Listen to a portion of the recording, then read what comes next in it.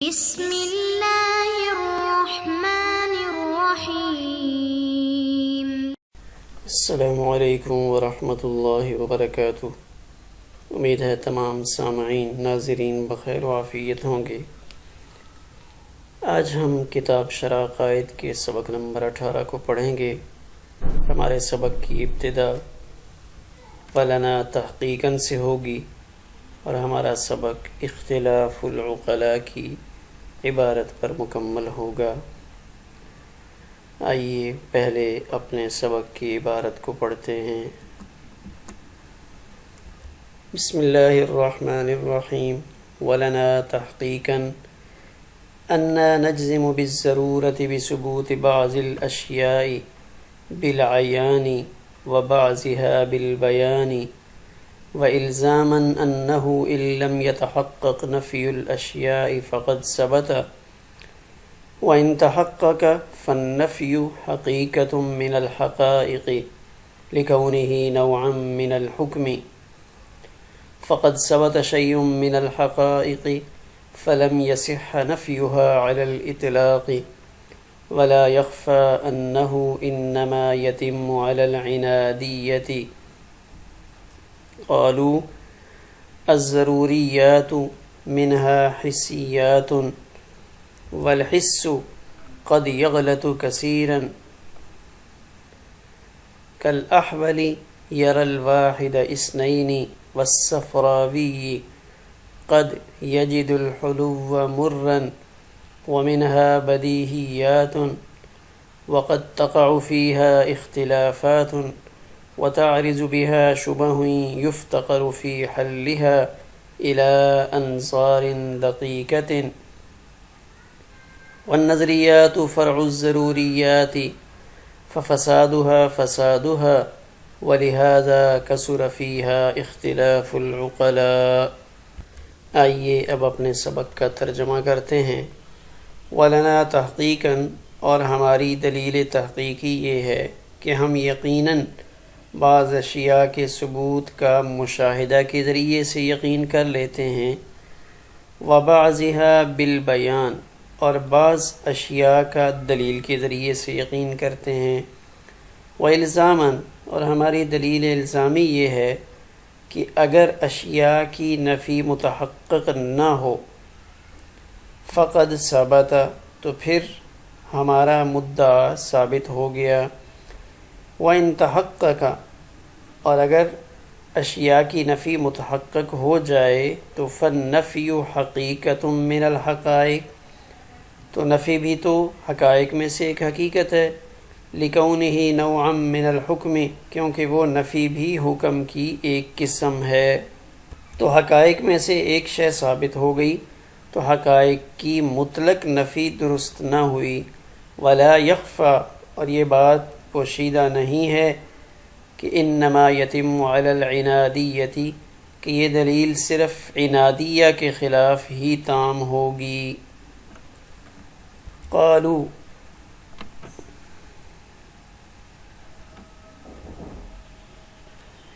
سفسطائیہ کہتے ہیں الضروریات منها حسیات، کہ ضروریات ان میں سے کچھ تو حسیات ہیں، والحس قد یغلط، اور حس بہت غلطی کرتی ہے، کالاحول، جیسے بھینگا، یر الواحد اثنین، کہ بھینگا آدمی ایک کو دو دیکھتا ہے، اور صفراوی مزاج والا شخص قد یجد الحلو مرا، کہ وہ میٹھے کو کڑوا پاتا ہے، ومنها بدیہیات، اور ان ضروریات میں سے کچھ بدیہیات ہیں، حالانکہ ان میں کبھی بہت اختلاف واقع ہو جاتا ہے اور ان میں ایسے شبہات پیدا ہوتے ہیں جن کو حل کرنے کے لیے نظر دقیق کی ضرورت پڑتی ہے۔ اور نظریات، والنظریات فرع الضروریات، اور نظریات ضروریات کی فرع ہیں، تو ضروریات کا فساد نظریات کا فساد ہے۔ وَلِهَذَا كَثُرَ فِيهَا اخْتِلَافُ الْعُقَلَاءِ، اسی وجہ سے ان نظریات میں عقلاء کا اختلاف بہت زیادہ ہے۔ صوف ستائیہ کی تردید کے لیے شارح نے 2 دلیلیں بیان کی ہیں، دلیل تحقیقی اور دلیل الزامی۔ دلیل تحقیقی یہ ہے کہ جس کے مقدمات نفس الامر میں یعنی حقیقت میں سچے ہوں، اگرچہ فریق مقابل کے ہاں سچے نہ ہوں اور وہ انہیں تسلیم کرنے سے انکار کرتا ہو۔ اس دلیل سے مقصود حق کا اظہار ہوتا ہے، یعنی حق تو یہ ہے لیکن مد مقابل کو لاجواب کرنا مقصود نہیں ہوتا، آپ مانیں یا نہ مانیں، حقیقت یہ ہے۔ کیونکہ وہ مد مقابل یہ کہہ سکتا ہے کہ آپ کی دلیل جن مقدمات پر مبنی ہیں ہمارے نزدیک وہ مقدمات درستی نہیں ہیں۔ دلیل الزامی یہ ہے کہ وہ ایسے مقدمات سے مرکب ہو جو فریق مقابل کے ہاں تسلیم شدہ ہوں، وہ مقدمات ان کے نزدیک مسلمہ ہیں اور درست ہیں۔ اس دلیل سے ان کے مذہب کا بطلان لازم آتا ہو، اگرچہ دلیل پیش کرنے والا ان کے نزدیک یہ مقدمات قابل تسلیم نہ ہوں۔ اس دلیل سے فریق مقابل کو لاجواب کرنا مقصود ہوتا ہے، اظہار حق مقصود نہیں ہوتا۔ دلیل تحقیقی یہ ہے کہ ہم بعض اشیاء کے ثبوت اور وجود کا مشاہدہ کی وجہ سے یقین کرتے ہیں، چونکہ ہم دیکھتے ہیں جیسے زمین، آسمان، ان کا وجود اور ثبوت ہماری آنکھوں سے نظر آتا ہے، اور بعض اشیاء کے وجود کو ہم دلیل سے مانتے ہیں اور یقین کرتے ہیں، جیسے اللہ تعالیٰ کی ذات کا واجب الوجود ہونا، ہم اس کو دلیل سے تسلیم کرتے ہیں، یا دھوئیں کو دیکھ کر آگ کا ہمیں یقین ہوتا ہے، مصنوعات کو دیکھ کر ہم صانع کو تسلیم کرتے ہیں، تو یہ چیزیں دلائل سے ثابت ہوتی ہیں۔ دلیل الزامی یہ ہے کہ ہم صوف ستائیہ سے پوچھتے ہیں کہ آیا اشیاء کی نفی جس کے آپ قائل ہیں یہ متحقق ہے یا نہیں؟ اگر وہ کہیں کہ متحقق نہیں ہے تو پھر ہمارا مدعا ثابت ہو گیا، اس لیے کہ یہ نفی کی نفی ہوئی جو عین اثبات ہے، لہذا اشیاء کا ثبوت ہو گیا۔ اور اگر وہ کہیں جی نہیں نفی متحقق ہے، نفی کا وجود ہے، تو پھر ہم کہیں گے کہ نفی بھی تو ایک حقیقت ہے، اس لیے کہ حکم کی 2 قسمیں، ایجاب اور نفی، تو نفی بھی حکم کی ایک قسم ہوئی، اور حکم تصدیق ہے، اور تصدیق علم کا نام ہے، اور علم ایک کیفیت نفسانیہ کا نام ہوا۔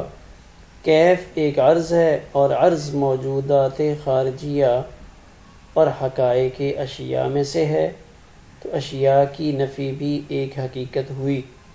تو جب ایک حقیقت ثابت ہو گئی جو موجبہ جزیہ ہے، تو سلب کلی کے طریقے پر علی الاطلاق اشیاء کی نفی کا دعویٰ کرنا اور یہ کہنا کہ کسی بھی حقیقت کا ثبوت نہیں، یہ درست نہیں ہوگا، کیونکہ سلب کلی ایجاب جزئی سے باطل ہو جاتا ہے۔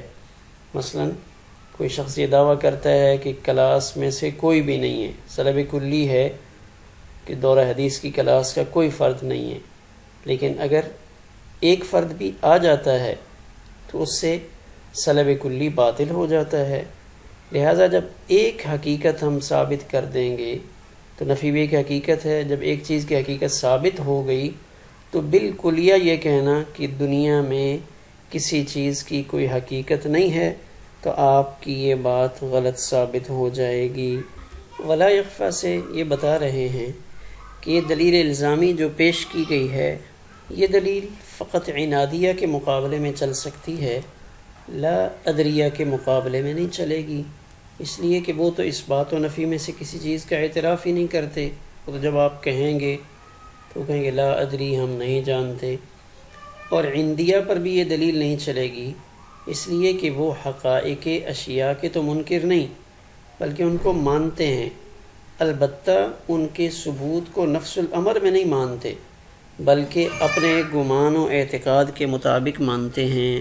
تو یہ دلیل تو صرف ان کے خلاف چلے گی جو نفس ثبوت کا انکار کریں، تو ایسا صرف عنادیہ کا گروہ ہے۔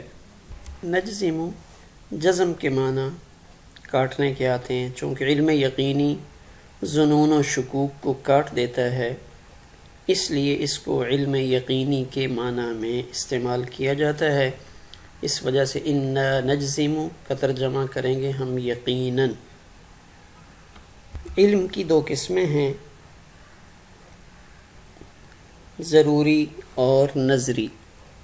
ضروری وہ ہے جس میں نظر و فکر کی حاجت نہ ہو اور وہ ہر عاقل کو حاصل ہو سکے۔